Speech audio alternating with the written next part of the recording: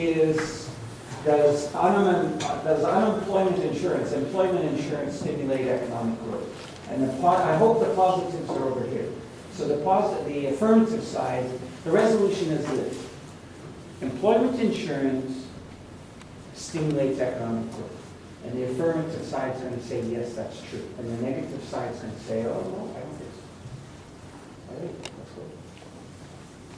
So now ex-Minister of Finance, Jim Flaherty, recently froze EI premium rates. This politically driven and economically driven move cut short the 2012 budget, which was to intend to increase the EI premium by 5 cents a year until 2015. Okay, so who are you? Am I going to guess, or are you going to tell me? Or positives, sorry. I mean, your name. Oh, I'm Clement. This is Sarah. That's Tom. Okay. Clement, go ahead. So, the freeze happened because the government saw that the unemployment rates were dropping, and also that to retain favor again the small business owners so that they could generate economic growth. And so in today's debate, we'll actually examine the direct actual implementation of employment insurance and what it does to economic growth. So we, the affirmative side, establish an argument that highlights a positive relationship between EI and successive growth in both labor market and worker productivity. Begin our argument with one of Milton Friedman's theories, which is the consumption soothing hypothesis. And he states that there's a direct proportionate relationship between rising levels of income and consumption. So despite the belief that the presence of EI creates a disincentive or reluctances to enter the job market, consumers prefer stable consumption relative to their earned wages. That's to say that they sacrifice a fixed portion of their incomes into purchasing goods and services in the long run. So with that in mind, one of the greatest benefits of EI is that it can smooth consumption in order to prevent fall in aggregate demand. That would mean to prevent decrease in price levels from the economic shortage to occur. But the thing is, EI only compensates for the minimum level of consumption. So assuming rationality, it's safe to say that it's unlike the consumers. How does it smooth consumption? This was an interesting argument. Could you explain it to me? Does it smooth consumption? It will prevent aggregate demand from falling. How does it smooth consumption?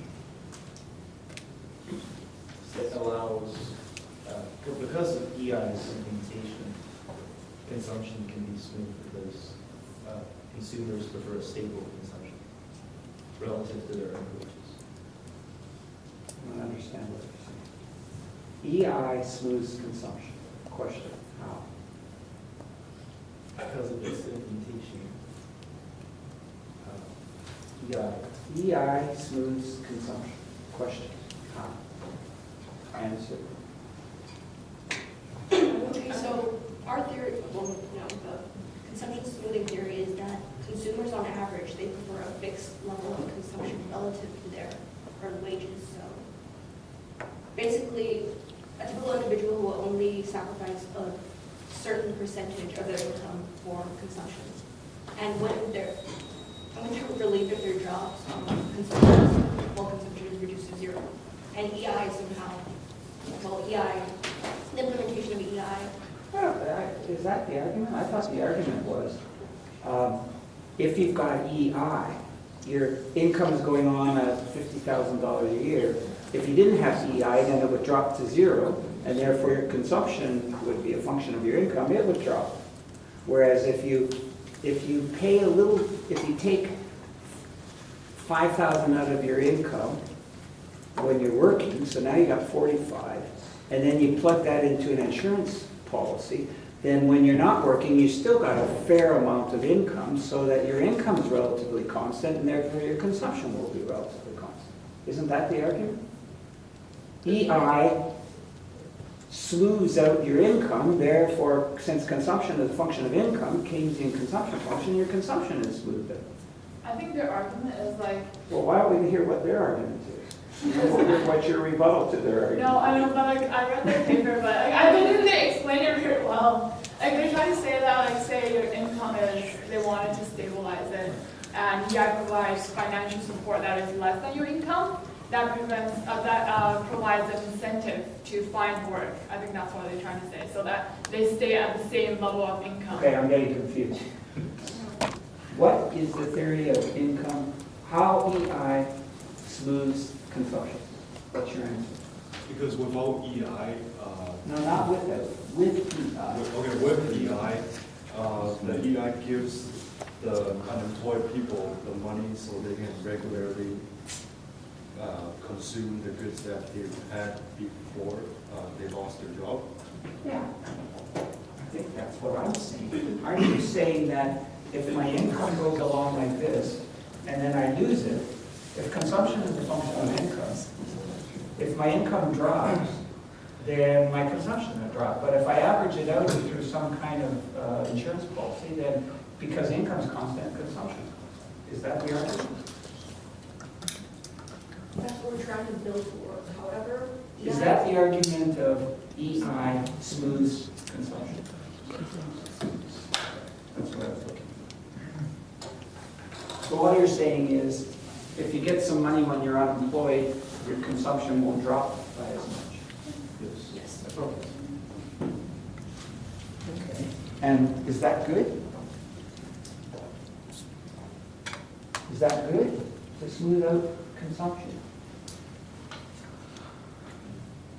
It's good because when people are consuming, that means aggregate demand is going up and aggregate Now, it expenditures means is it's going up. stable, but what would happen if aggregate demand was a little bit higher and then a little bit lower? So what? It all averages out, it all comes out in the wash.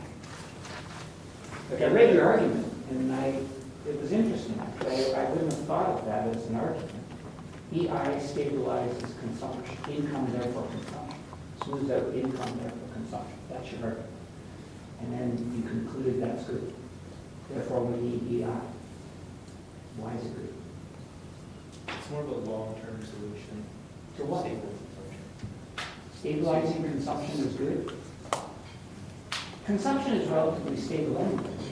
It's investment that fluctuates all over the place. So why do we need a little bit more stable consumption when consumption is fairly stable anyway? The thing is, EI is only a portion of your original, not original, your previous income. You continue on, but that's a concern I have. I'm trying to figure out what your argument is. What is your argument? EI is good because. So I guess we'll just move on to our next point about why EI is good. EI is good because what will happen is that people tend to, under EI's implementation, they'll seek high risk, high pay and high productivity jobs because they're prompted to take these jobs because they want to maximize their wealth and economic growth will occur. Okay, I don't understand what you're saying. EI is good because what? Because people are prompted to take high risk, high pay, high productivity jobs. Why? Without EI, people tend to search for secure jobs, so such jobs such as like low productivity, manual labor. So if I've got an employment insurance, I'll take a job that has a high risk of me being fired? Is that what you're saying? Not high risk of being fired, it's Well, high risk of what? generally high pay, like higher pay and higher productivity. Matches your skill set more, right?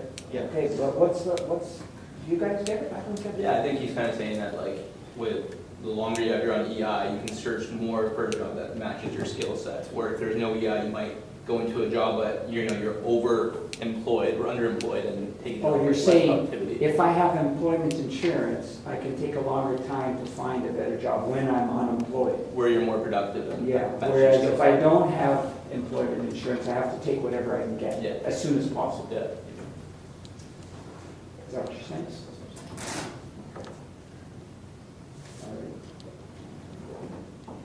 Okay, any other arguments? So EI is good because it smooths out consumption, and for some strange reason, that's good. Second argument is, if I've got insurance, I can make sure when I do become unemployed, that I can find a better fitting job. I don't have to take the first thing that appears on my plate. Okay. Any other arguments on why EI is good? And according to another study, it's like in a time of unemployment, aggregate demand will decline over time without EI subsidies. So what happens is that employers reduce the number of jobs in the labor market, and that will ultimately decrease Okay, the could you output. explain this in real words? Without EI, what's going to happen? Employers will reduce the number of jobs Why? in the market.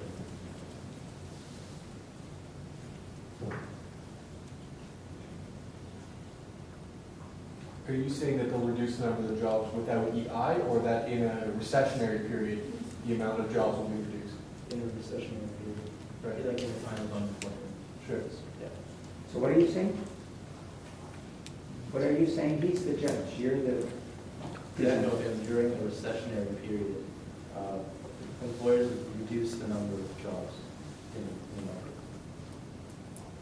What's your argument? EI is good because in a recession,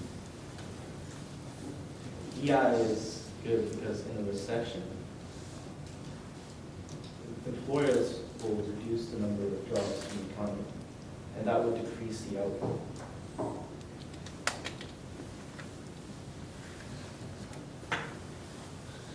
I haven't got a clue what that argument So you're trying to say that in a recessionary is. period, You're a judge now. to clarify his point. Well, yeah. You're taking Professor Chappell's position. You'll clarify it for them. Which is exactly the opposite of my approach. My approach is, no, you clarify it. Together we can. Together we can work together. So what's your third argument? Why is EI good? Put it in your own words. Why is EI good? If you can't explain it to your little sister, you don't get it. I'm your little sister. Look at me. Following the Great Recession in 2008, there has been a study over the 99 weeks collecting the eye of certain individuals, both low productivity and high productivity workers. And there has been an effect that the high skilled workers are collectively retreating out of the labor market in the absence of EI.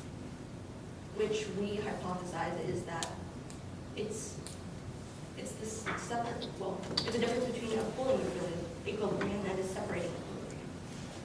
So EI raises the reserve wages of certain workers, and it gives them an incentive to pursue those high-risk, high productivity jobs because, they have their insured income even though they might not receive the position.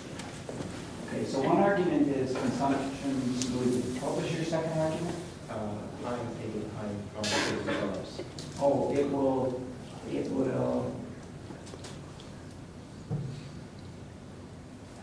how can we say that? It allows the unemployed to take To match a more the productive percentage. job. Yeah. And what's the third argument? And it ties back into a really, not. The effect of the increase in aggregate consumption actually nullifies the effect in the increase in unemployment rates. So we I don't understand that one, but maybe it'll become clear once we hear from the Nick. So EI is not a good idea. Why?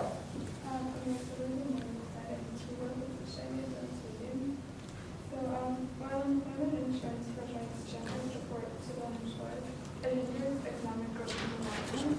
Okay, I have to tell you, it's my fault. I can't hear you very well. Oh, okay. While employment insurance provides generous support to the unemployed, it hinders economic growth in the long run. Yep. Our first argument is that the EI prevents the factory supply from increasing.